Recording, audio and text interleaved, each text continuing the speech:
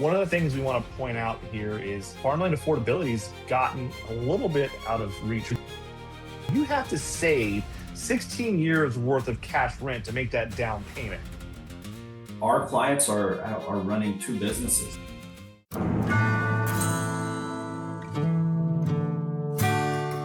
Farmland is a really important topic in the United States. It's about 85% of the assets that farms have on the balance sheet. And we've seen a lot of appreciation over the last 5 years, over the last 15 years. But really, to Eric's point, there hasn't been many down years in the farm economy for farmland since the mid 1980s. And there's a reason why. But one of the things we want to point out here is farmland affordability's gotten a little bit out of reach for a lot of producers. I think there's two areas where this comes up. If a young producer's wanting to buy some land, it feels really pricey. Or maybe you're in an inheritance situation where now you're buying out your other siblings as part of this inheritance. That farmland is going to be really pricey. And before I get to the example, I just want to say that interest rates cut two ways in the farm economy. One of them is the cost of borrowing money. And when we're borrowing money, we all think, man, I really wish I had low interest rates. But interest rates also cut in the farm economy in terms of asset values. When we have low interest rates, it typically means really high asset values, and farmland still has this low interest rate pricing going on. So that's the background. That's the stepping stool for this. So what we have here in this first metric is simply think about what's this relationship between your value of the land, so this in this case, $8,500, and then you look at it relative to the earnings that it might be able to generate. And so you as an operator are probably going to be able to generate more than just that $180 per acre. But I think that cash rent is a good level set. That level set means kind of everybody who's in the farmland market can capture that, or that's kind of a prevailing rate. It's a good rule of thumb. So when we looked at it in Indiana, as Dan said at the start of this, it was as low as maybe 6 in the 6 years. So we took the value divided by the value of the farmland times 35% for that down payment, took the down payment divided by the cash rent.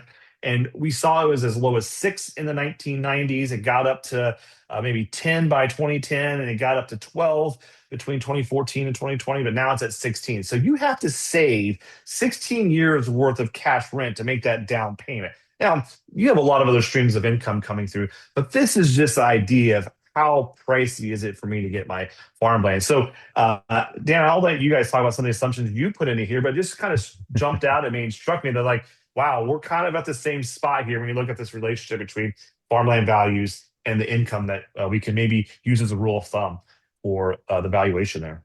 This is so cool, and I thought we would be very different. I thought we would be behind, but Eric and I are going to talk about this shortly and see what... David, did you want to come on? David Schmidt, you got your hand up.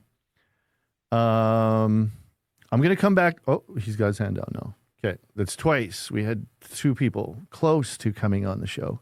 It's good. People are they're circling, they're nibbling. But I'd love to have some folks that are brave enough and extroverted enough to come on and ask a question or share their thoughts. But so it's funny because when we first talked about this, it was that's okay, David. That's okay. You can't blow anything up by hitting the wrong button, thankfully. So we're all good. No animals were harmed in the making of this webinar. Land values, $15,000 in Indiana. Is that what you're using, David? Ish?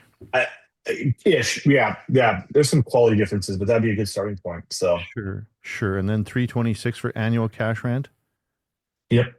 Okay, so Eric, walk us through a scenario that I thought would be very different, but actually it's not.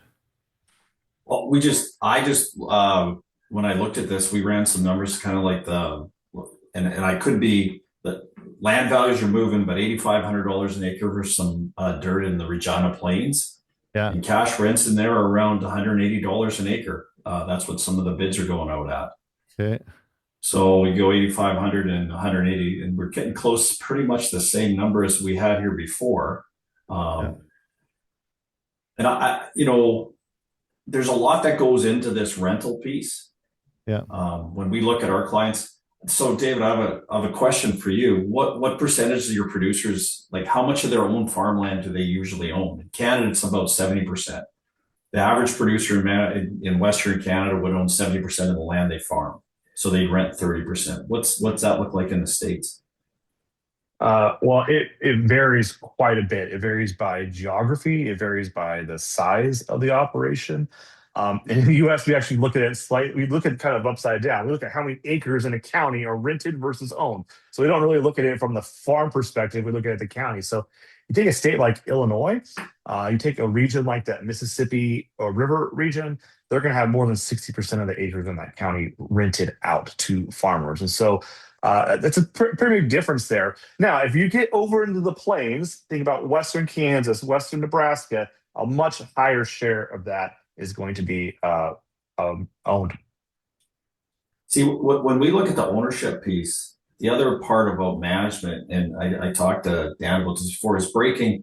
We work hard with our clients. You talk about contribution margin. We look at gross margin and we go land, labor, power, machinery. We look at that's the operating business in a farm, and we talk about we're in it, and then we have land, building, and finance, which is the cost of ownership of your land and your buildings, and rent. When we start looking at those, like our clients are running two businesses. They're running a real estate business, which is where they have their farmland, and they're running a farm operation. And we just think it's important to look at the efficiencies of both. And our land, building, and finance numbers over the last 5 years have not gone up significantly. Like I was looking at them today on our benchmark for about 300 farmers in western and southern Saskatchewan, and I think it's about 450. We include a number from western Manitoba. That's like $173 an acre. It's gone up 15% or $15 an acre. So in these good times, what we've seen a lot of clients do is reinvest their own cash back into some of these assets. So they haven't went out and borrowed a lot. Now, we still have clients that went out and taken big steps, and they're hoping margins stay good. But again, there's that mix between my real estate business and my farm operating business.